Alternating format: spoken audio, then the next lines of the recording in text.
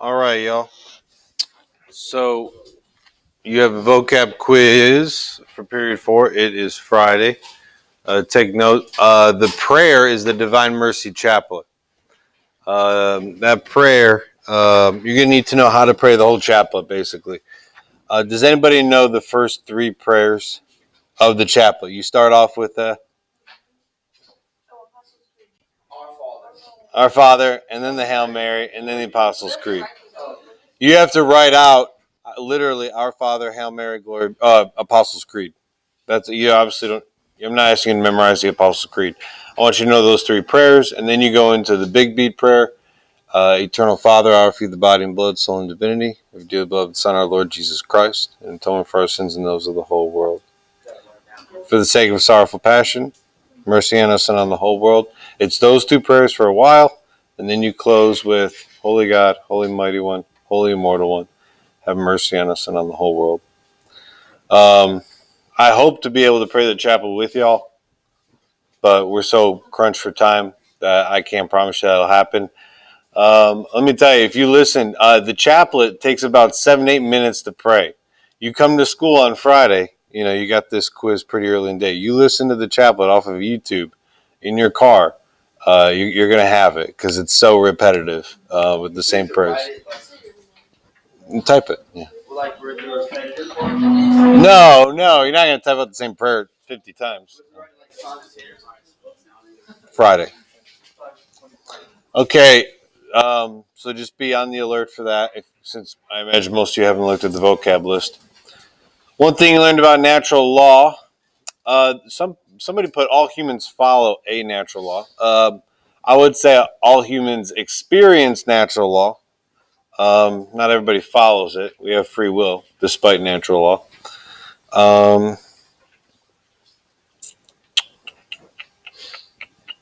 Okay. I don't think I ever called natural law the law of the land. I'm not quite sure who put that up there. I would say it's the law of the human heart to do good, avoid evil, to respect other people, etc., etc. So, a few clarifications there. We might get to the rich young man during class today. But I want you to let's go through your answers for this one. Do you experience or see a moral relativism? Killing innocent people. Okay, person didn't explain that very well. Abortion, of course, was the example given in your textbook that I may or may not have mentioned last class.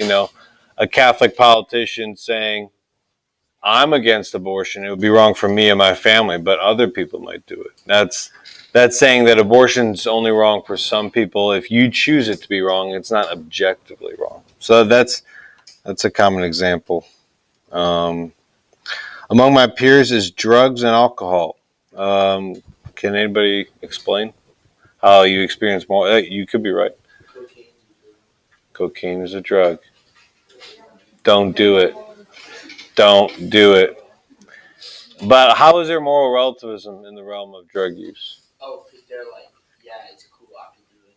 But I don't care. It's fine for me, but it might be bad for everybody else. But I'm so strong, I'm so smart that all this drug use is not going to get to me. All the vaping, all the weed is not going to get to me. Yeah, that's what we're talking about. That there could be that standard, perhaps.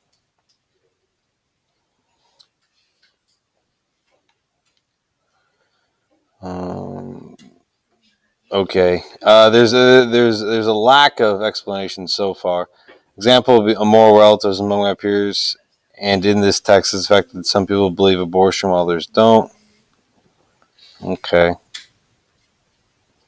Transgender people. Some may believe that being transgender is fine, and some may believe that it is a mental disability and was categorized as. Okay, so is it? Yeah, this experience people have with gender dysphoria, and the perhaps disconnect between their gender and their biological body. Is that an example of moral relativism? Maybe. If it is, you didn't explain it very well. how that could be the case.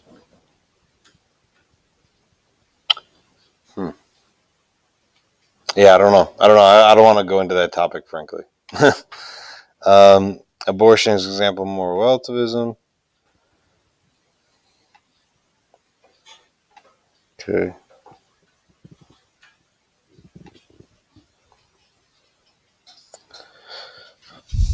Some people believe that sex before marriage isn't a big deal, while others believe that it is a big deal. So there's a difference of opinion amongst y'all about sex before marriage. Some of y'all think it's okay to do, with somebody special, you would say, I imagine. Um, and then some of you say, oh, it's categorically wrong. Shame on you if you, have sex, um, you know, before you're married. Is that purely somebody's opinion? It is opinions, no doubt. Those are both moral opinions. But the real matter, which I think y'all grasp by now, is there an actual right answer to that question? Can we categorically say that it's better to have sex once you're married? Um, does that allow for better relationships, a better raising of children? Um, there has to be science, of course, to make an argument, and that's why when I taught y'all this topic in the chapter on marriage, I gave you scientific reasons. To say that to bring sex into a relationship way too early is dangerous and not healthy, and could explain a lot of the issues. So, you know, can you discuss it on that level? Now, let me give you, I think, more of an example of moral relativism. My favorite example of moral relativism to give high schoolers is this: guys, right, can sleep around and be high fived for it, and they still cool. If a girl's with, what, two, three guys, like, oh, she a hoe, you know? Hey, what's going on? What's going on with that? How do you feel about that, Ryan? You think that's fair? Yeah, just don't do it. Yeah. But the different standard, it's okay for guys to do that. Or some people might complain, some teachers let athletes on the school off the hook, right? And I can't say that this actually happens or not, but this is a stereotypical thing in high schools across America. If you got a big, effective athlete, they don't really do schoolwork. Teachers just let them slide, right? They got to stay in the weight room. They got to practice so much, right? Moral relativism, like, people are not held to equal standards, whether it be academically, socially, morally. Um, so I think that's an example where guys are held to a lower moral standard than girls. Yeah. Um, and definitely less accountability. Okay. Thanks for being political about it. When people say doing something is okay as long as you don't get caught. Yeah. That right and wrong is the only problem is that's consequentialism. That it's only wrong if you get caught, right? It's only a sin if you get caught. It's relative to each situation. Um, that's a good insight into the fact that right and wrong is not intrinsically the way it is. Stealing, you know, maybe to connect that to the previous one, stealing is only wrong if you get caught. It's only wrong if you're rich and you're stealing. But if you're poor, if poor like me, maybe you can steal. Is the way some people would look at it. Um, I had a good scenario for period one yesterday. You're on campus and you see drug usage on campus. Yeah, you're in the bathroom, and we'll use the drug marijuana to be clear. There's marijuana happening in the bathroom. You know who's doing it during class, and you're in the bathroom. Let's say it just happened. You know who's in there. Um, do you? What do you do? You have the options of nothing. Tell authorities in this case on this campus would be Coach Jed. or you can just tell friends about it. You can do just hypothetically. I feel like I'd be like, yo, Mr. Payo. You would tell me? No, like if I was in your class and I wouldn't tell you they were like smoking in the bathroom. I'd tell you something else and then you just go catch it. Like I didn't tell you. Like I'd be like, Mr. Payo, somebody like throwing the wall or something, go see it. Or like something like that. Yeah. Okay. Anybody else? How would you handle it? Or Keely, what would you do? Nothing, Coach Jed. Just talk about it with friends. Or you could do both of the last two. Of course, those are compatible. Wait, what? I do nothing. Okay, Macy says do nothing. She don't want to get in the mix. Then you're involved. You don't want to insert yourself, right? Why? Why do you not want to insert yourself? Part of it or something. Yeah. Okay, but let's say the stall was closed. Like they don't even know you were in the bathroom.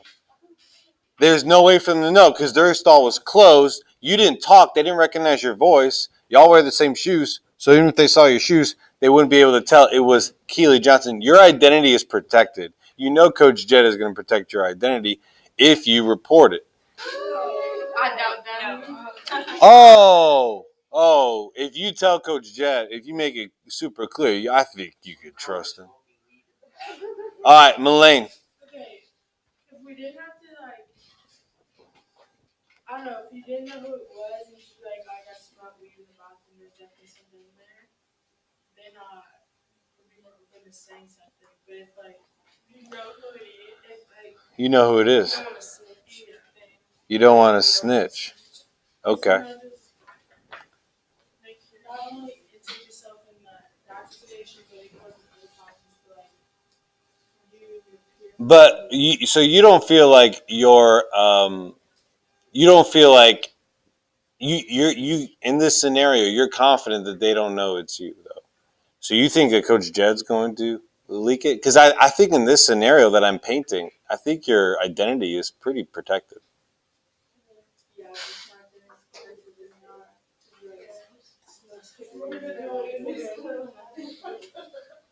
I say I don't know why you'd be scared about your reputation or being called a snitch. But why then? If it's not about your identity, then what's it about? I wouldn't want to be that person that's like, oh, I saw her talking to Coach Ed, so she probably snitched. And then I'd be like, Well, you do it during class. You just go to the bathroom during class. Or I mean, if you're in the bathroom during class, all you have to do is scoop by Coach Jed's office.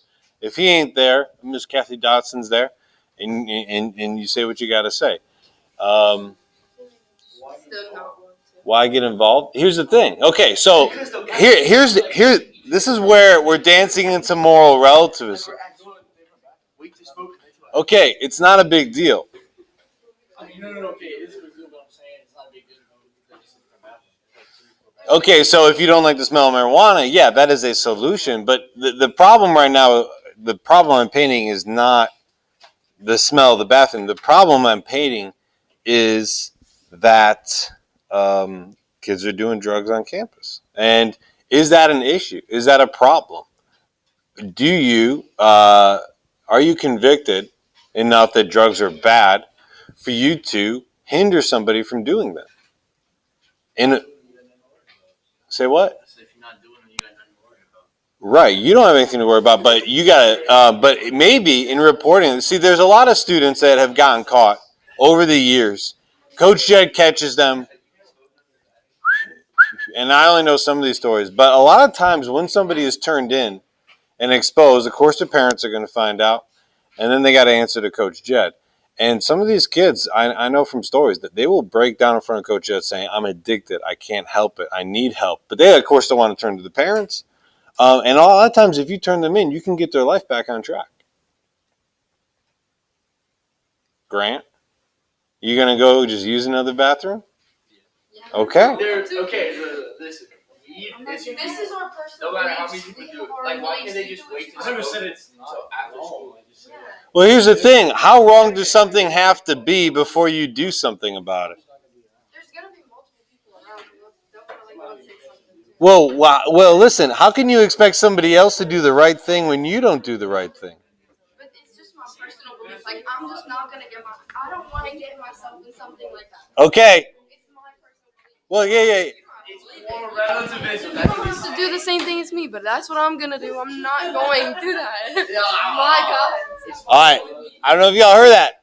It's my personal belief that marijuana is bad. Is it objectively bad for high schoolers to smoke marijuana? Well, okay, you just said it's But objective. I'm You just not said gonna go and get myself in trouble with other you're not going to people get yourself in around. trouble. How would you get in trouble? Because I'm also just not gonna get into it. It's not something that I want to be into. I'm gonna just walk I past understand. and say I didn't do nothing. Yeah, you're smart enough to avoid, drama. I don't blame you for that. But in this scenario, you have the opportunity to fix what is broken. You have the opportunity to, repair damage, limit drug use on campus. Because if it's 2 people this week, it's going to be 4 people next week. Who else is on campus is going to get involved in drug usage through people on this campus? And where y'all going to sit back and do nothing. This is how there's a quote that I think I very much believe in. Evil spreads, or evil I forget the word. Evil continues when good men do nothing. I think this campus is full of good men and women. I think this campus is full of good individuals. But if you don't step up and tell people without judging them, without being a jerk, saying, "Hey, you got to consider some alternatives." If you're struggling with this, that, and the other thing, and that's leading to marijuana, you got to rethink some things. Evil is going to continue until y'all decide to do something about it. And then things escalate. They go way too far. Somebody gets hurt, and then we're all guilty. Everybody who knew that such and such, was doing things in a harmful way, and it led to something. How are you going to feel then? So that's what I'm talking about. Moral relativism. Um, is it wrong for everybody, or is it just wrong for you? Is it your moral code, or is it a natural law moral code? I want you to just think about these things and how you should act. One student said yesterday, well, it depends who. If I know who's smoking in the bathroom, it depends who it is. If I don't like them, I'm gonna go tell Coach Jed. If I do like them, I'm definitely not gonna do it. Once again, relativism. It depends on the situation. It's not objectively wrong. It's not objectively worth reporting. It just depends on my personal preferences on how I act. And I understand the pressure in those scenarios, but you have to understand the importance there of always being committed to doing what's right and fighting evil. Yeah, you're going to lose friends. If you want to be a saint, you're going to lose friends. The question is, do you want God as a friend? It's how the world rolls right now. All right, so that's a good discussion to paint the picture of moral relativism. This was the last slide I believe y'all saw last Friday. I'm going to close the topic to whatever degree with these 3 problems of moral relativism.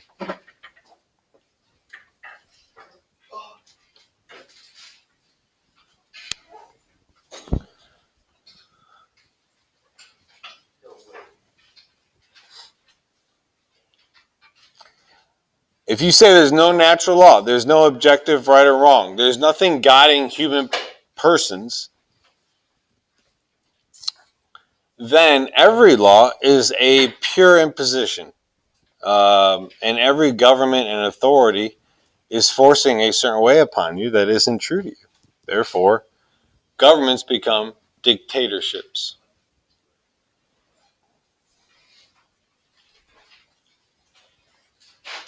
Governments become dictatorships. They're imposing laws on you that aren't true to your heart, that aren't true to your soul.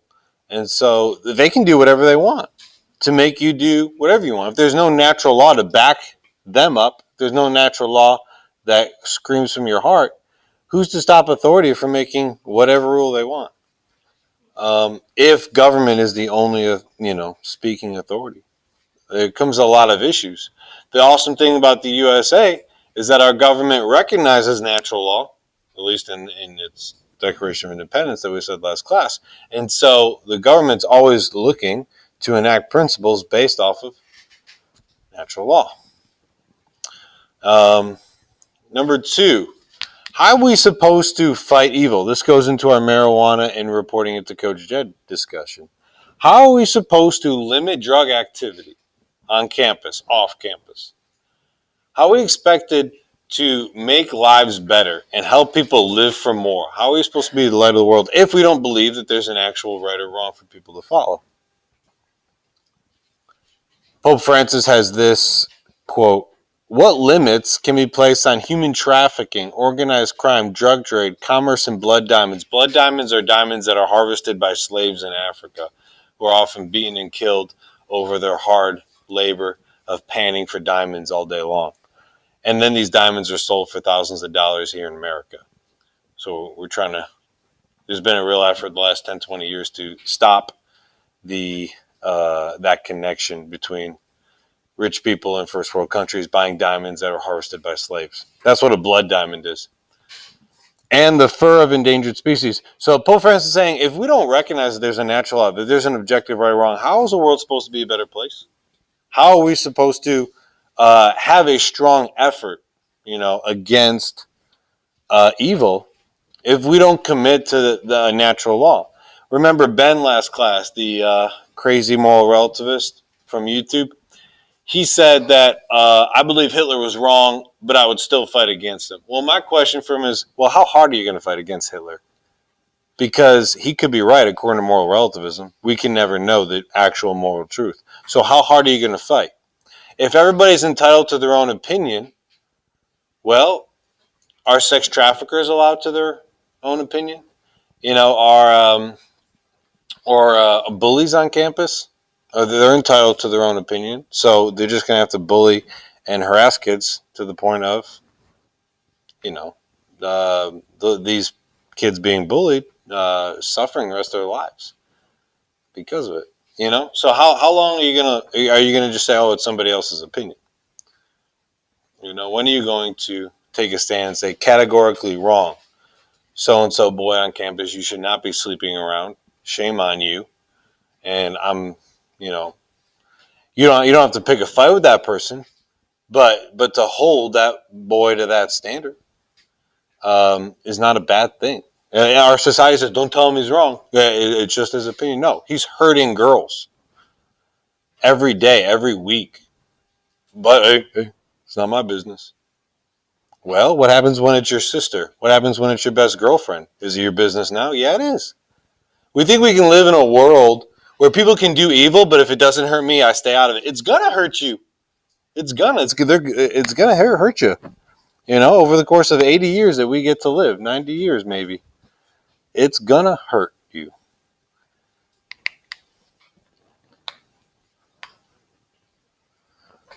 It's also logically self-contradictory, this moral relativism. It says that there's no moral truth except for the fact that everybody has to make their own moral truth and that you have to respect their opinion.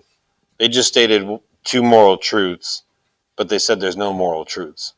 So it's self-contradictory. It's not sustainable. And you saw that in Ben last class in that video. Ben says, I want to say that there's a should and there's an ought, but I can't really explain how or why I feel this should or this ought morally. So these are the issues, and there's a lot other ones I would say with moral relativism, but hopefully you can understand all three and put them into a short answer question on your test in a week and a half. So we just spent the majority of time on natural law. Second category, moving to the third category of law, revealed law. Get my clicker going. Revealed law is, of course, law that is revealed by God, and it helps us to grow in a deeper relationship with God.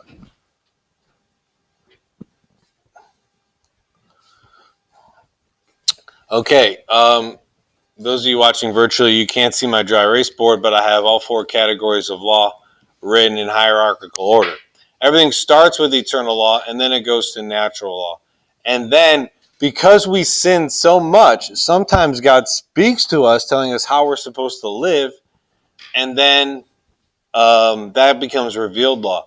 But what I want you to see is that revealed law and natural law can overlap. God can tell us, thou shalt not kill. That's a revealed law. But if that's already in natural law, it's both and. Thou shalt not kill is a 10th commandment. And it's typically understood in Catholic moral theology that the 10 commandments are both natural law and revealed law. The 10 C's bridge both categories. So these aren't like, every law doesn't necessarily, in fact, thou shalt not kill, that's of course a civil law too. So thou shalt not kill would be all 3 levels of law. There's 2 parts to revealed law. There's the old law. We're talking Old Testament. We're talking Leviticus. We're talking all the liturgical laws that you have to slaughter animals and you have to do these rituals, and there's like hundreds and hundreds of laws in the Old Testament. So we're talking Old Testament law has 2 purposes. Number 1 is to prepare for Jesus. God is forming a religion so that we'd be able to recognize it when he fulfills it and comes to redeem us himself. So he's preparing us for Christ. When he tells us to slaughter the Passover lamb that we did, a little bit last semester when we did the Seder meal.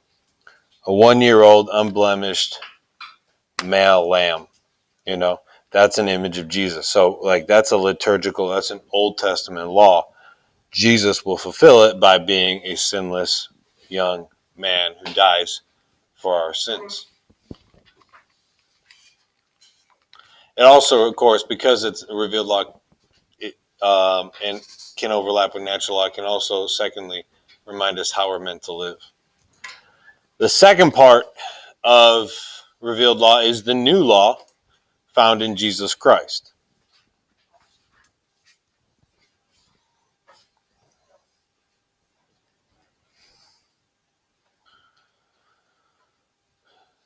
The new law, it wasn't written. And we're going to talk more about this in lesson 2 on grace.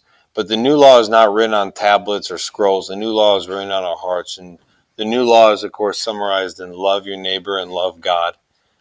The new law is you shall love your enemy. The new law is you must forgive one another if you want to be forgiven. All these deep laws that Jesus wants us to desire and want from our hearts, these laws are the focus and the fulfillment in the New Testament. It's the fulfillment of the laws in the Old Testament. So this is laws that come from God to help us in our relationship with him. It's the third category of law. It does not contradict natural law. It works along with natural law.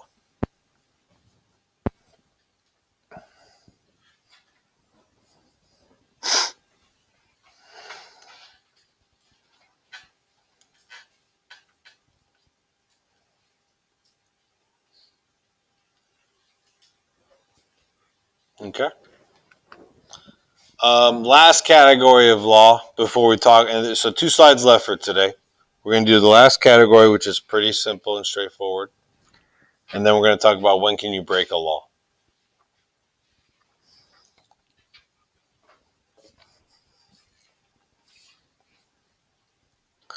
So we have here civil law. Civil law is what you think of when you think of law, meaning government laws. These laws are changeable, and we do change them from year to year. Laws regarding healthcare, laws regarding, everything. Driving laws, of course. They are meant to help implement natural law. There's a few strong Islamic countries which will say that revealed law through Muhammad is also civil law. But for the most part in America, with the separation of church and state, we recognize that civil law is not religiously based and so is only based off of natural law. Bless you. Now, on equal footing for Catholics is canon law. Canon means, I don't know exactly the root of the word canon, but it means church laws. They're laws that tell Catholics how to operate, how to act as a united family. And so a canon law, I believe, would be what we're experiencing now during Lent. You shall not eat meat on Fridays in Lent. That Catholic law is changeable. That Catholic law is adjustable. And the church always goes back and reevaluates, and every roughly 30 to 50 years, they might change canon laws. Pope Francis, since he became Pope almost 10 years ago, I think, he's changed a few canon laws about how to go about getting an annulment. So these are not directly said by God, but they are laws that guide the church on how to operate. So they kind of support revealed law. But they're on a lower level, they're changeable, etc., etc. So, any questions on civil or canon law?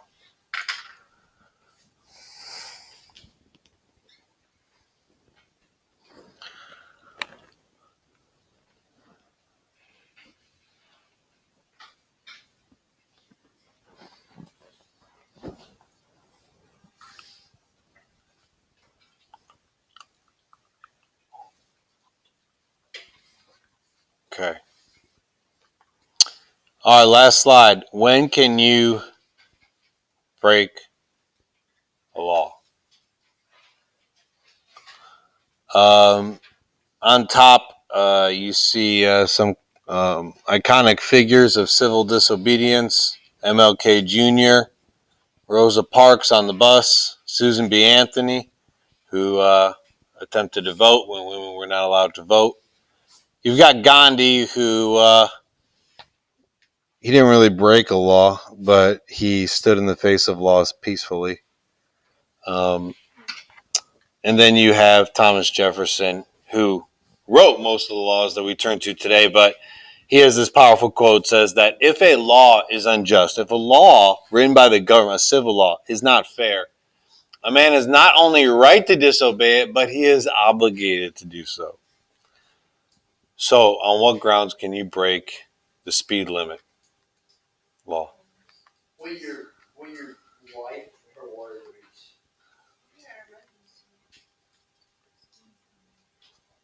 Good start. Good start. We'll get there. I'm going to give you 3 criteria. There might be more, but 3 basic criteria for when you can break a civil law, which has been, of course, I think a very hot topic over the past year when we have all these laws around the pandemic and, people following them or not following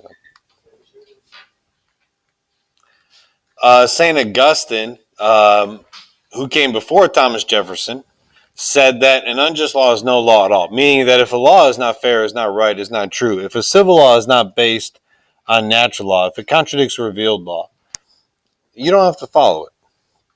So the question is, how do you judge what to follow, what not to follow? I'm going to give you 3 categories. We all have natural human rights, as is described in our Constitution, that each person has. If a law of the government imposes upon your freedom to practice your religion, you don't have to follow it. If a law from the government imposes upon your ability to speak your mind or share your opinion and violates your freedom of speech, you don't have to follow it. It's taking away your natural rights. Or in the case of women getting an equal vote at the polls as men, in the case of Susan B. Anthony, she says, I'm going to break this law. It's not fair. It's not just. It's not right. Why? Because we have certain natural rights, and in sharing those human rights, we are equal.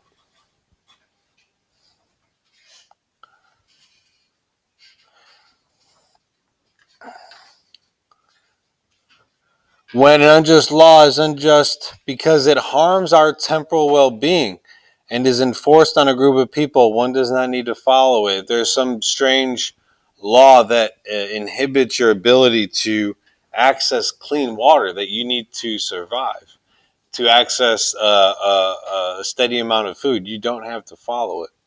This isn't typically an issue in America. I'm trying to think of an example where your temporal means earthly, temporal means bodily well-being. Your basic human needs are not being met. Um, yeah,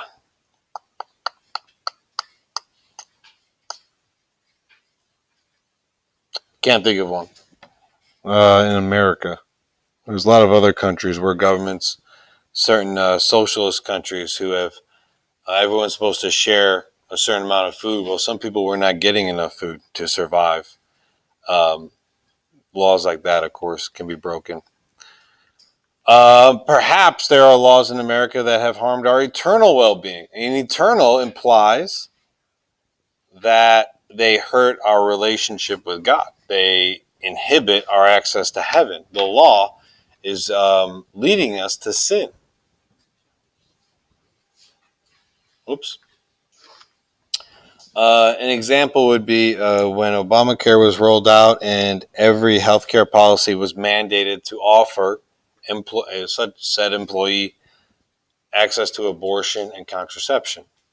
Catholic Church said, you can't impose that law on us. We don't believe in that. That's harmful for our relationship with God. And it was a back and forth. That's an example of this law is inhibiting our relationship with God and our ability to follow Him. So we're not going to follow this law. And it was pretty dramatic a couple of years once that rolled out, fighting it in the courts. So, okay, there's an emergency and you're driving. You got to get somebody to the hospital, whether it's birth or a serious accident. You can totally break that speed limit, I would think, reasonably. I don't think anybody, even in an emergency, should go, of course, 80 or 90 miles per hour down downtown Lafayette because there's so much walking, sometimes downtown. So you got to be reasonable. But maybe in an emergency, 80 or 90 on the interstate could be safer, if the roads are slick. So you have to use rational judgment depending on the circumstance. What?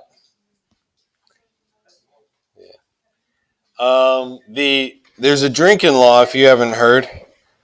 You're supposed to be 21. By the way, you can drink even publicly with your parents with parental consent. I don't even think it's 18. I think the law just says if you're with your parents, they can allow you.